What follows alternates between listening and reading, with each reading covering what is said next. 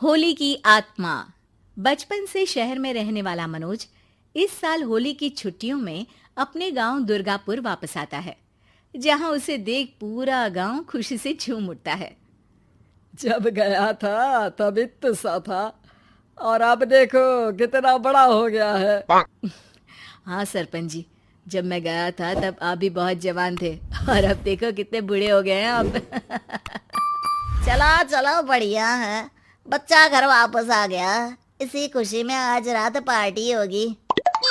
क्या बात है, गांव में भी पार्टियां होने लगी।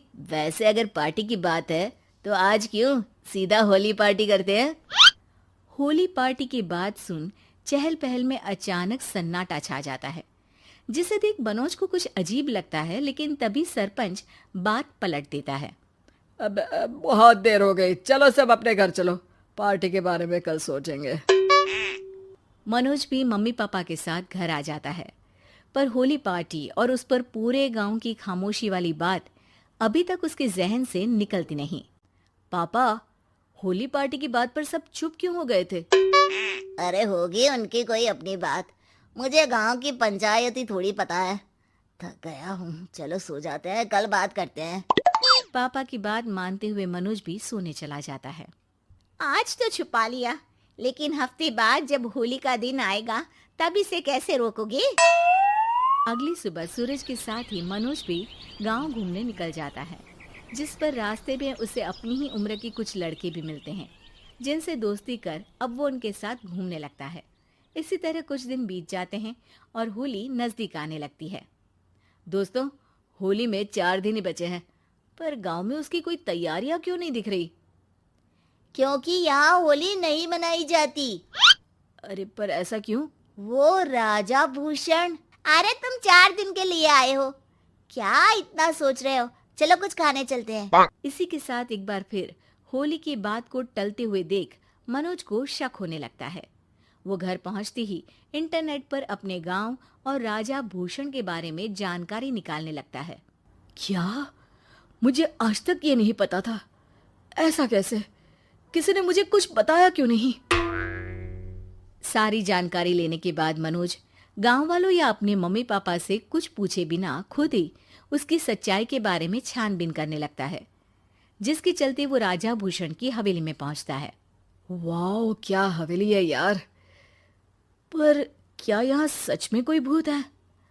हेलो भूत जी, कोई है क्या? हम इस साल गांव में होली सेलिब्रेट कर रहे हैं, क्या आप उस पर थोड़ा इंटरव्यू देंगे? मनोज के ऐसा बोलते ही गांव में तूफान उठ जाता है और हवेली में रखी सारी चीजें हिलने लगती है।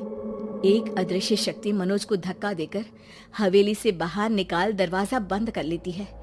ये सब देख मनोज हैरान रह जाता है। क्या अभी मुझे हवा ने धक्का देकर बाहर निकाल दिया? मेरे होते हुए इस गांव में कभी होली नहीं मन सकती, इसलिए दोबारा ऐसी कोशिश भी मत करना, अंजाम बुरा होगा। आवाज सुन मनोज हैरानी से इधर उधर देखने लगता है, पर उसे कोई दिखाई नहीं देता। वो गांव वापस आ जाता है, जहां तूफान की वजह से सब कुछ तहस महस हो चुका होता है। आखिर ये तूफान आया कैसे? ना ऐसा कोई मौसम था और ना ही हमने होली का त्योहार मनाने की बात की थी। सरपंच की बात पर कोई रिएक्शन दिए बिना मनोज चुपचाप अपने घर चला जाता है। इस तरह देखते ही देखते होली का दिन भी आ जाता है और मनोज रंग लेकर गांव में निकल जाता है, लेकिन गांव पूरी तरह खाली होता है। अरे त्योहार का दिन है, धूमधाम की जगह मातम क्यों मनाया हुआ है?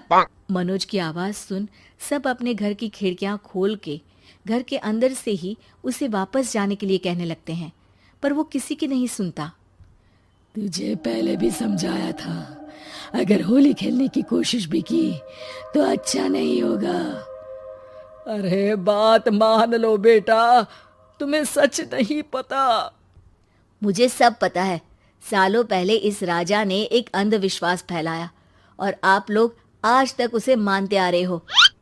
अरे बेटा, जब तुम पैदा भी नहीं हुए थे उससे भी बहुत पहले से इस गांव पर होली का श्राप है।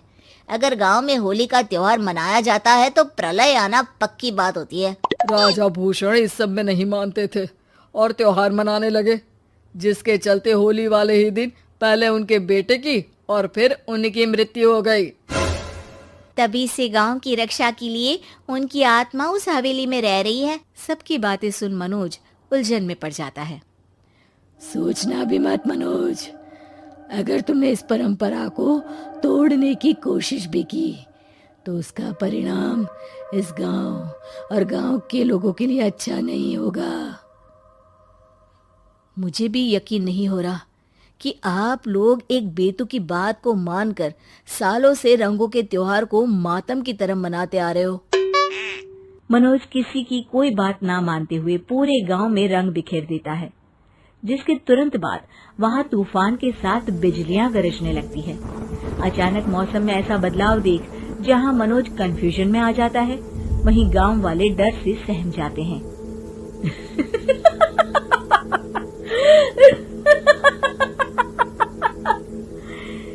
इस लड़के ने हमारे जैसे सिर्फ अपने स्वार्थ के लिए नहीं बल्कि पूरे गांव की खुशियों के लिए यहाँ होली मनाई है, जिस वजह से अब इस गांव पर होली का श्राप टूटता है।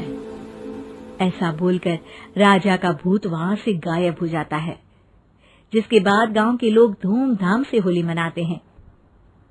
खुशियों के रंग गांव में बिखरे ही होते हैं कि अगली सुबह अचानक मनोज कहीं गायब हो जाता है और एक बार फिर गांव में होली का नया राज शुरू हो जाता है।